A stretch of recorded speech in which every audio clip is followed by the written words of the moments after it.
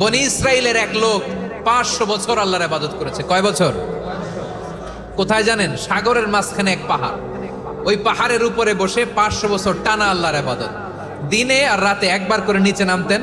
সেখানে আল্লাহ তাআলা পাথরের ভেতর থেকে তার জন্য মিঠা পানির ব্যবস্থা করে দিয়েছেন, আর একটা ডালিম গাছের ব্যবস্থা করে দিয়েছেন। সকালে নামলে একটা টসটসে ডালিম, রাতে নামলে টসটসে ডালিম। এগুলো খেয়ে খেয়ে 500 বছর সে আল্লাহর ইবাদত করেছে। আর সে আল্লাহর কাছে বলেছে, আল্লাহ আমি যখন মারা যাব সেজদারত অবস্থায় যেন মারা যাই।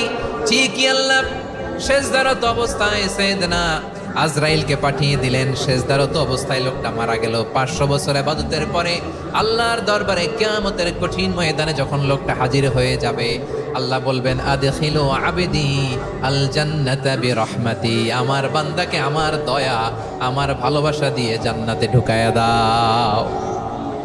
500 বছর ইবাদত করছে তো আমার দয়ায় আমার বান্দারে জান্নাত দাও। এই বান্দা বলে বালবি আমালি, আল্লাহ তোমার দয়া লাগবে কেন? আমি আমার আমল দিয়ে জান্নাতে যেতে চাই। কি দিয়ে?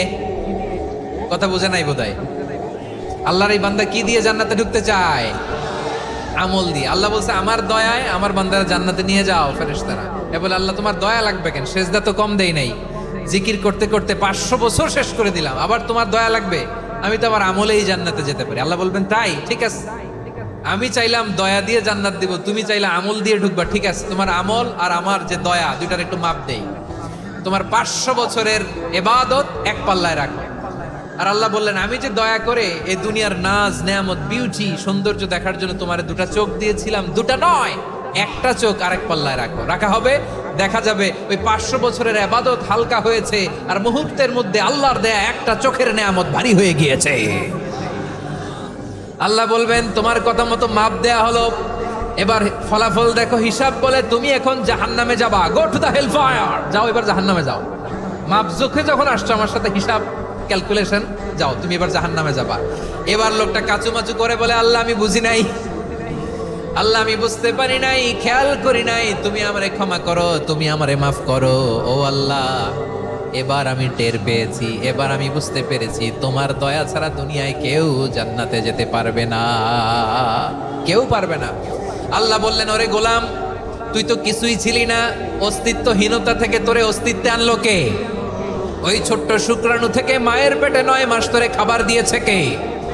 আবার সুস্থতার সাথে দুনিয়ার বুকে তোরে ডেলিভারির ব্যবস্থা করে দিল কে? আবার তোর মায়ের বুকের ভেতরে 2টা খাবারের লাইনের ব্যবস্থা করে দিল কে? আবার তোকে শৈশব পেরিয়ে কৈশোর পেরিয়ে তারুণ্য, তারপরে যৌবন, এগুলো দান করলো কে? তার চেয়ে বড় কথা, পাহাড়ের মাঝখানে সাগরের মাঝখানে 500 বছর ইবাদত করার শক্তি তোর গায়ে দিয়েছে কে? এই সাগরের মধ্যে লোনা পানি লবণের পানি মুখে দেয়া যায় না, সেখান থেকে আমি পাহাড়ের ভেতর থেকে মিঠা পানির ব্যবস্থা করে দিলাম। ওই জায়গায় তোরে রিজিকের বন্দোবস্ত করলো কে? সকাল বিকাল 2 বেলা টসটসে ডালিম খাওয়ার ব্যবস্থা করে দিল কে? তোর আবদার ছিল আল্লাহ আপনি আমার সেজদারত অবস্থায় রুহু কবজ করবেন, তোর শেষ আবদারটাও পূরণ করেছে কে? ও গোলাম আমার রহমতের তুলনায়, আমার নেয়ামতের তুলনায় তোর 500 বছরের ইবাদতের কোনো ওজনই হবে না। গোটা বিশ্বের কেউ কোনোদিন আমার জান্নাতে ঢুকতে পারবে না আমি আল্লাহর দয়া ছাড়া।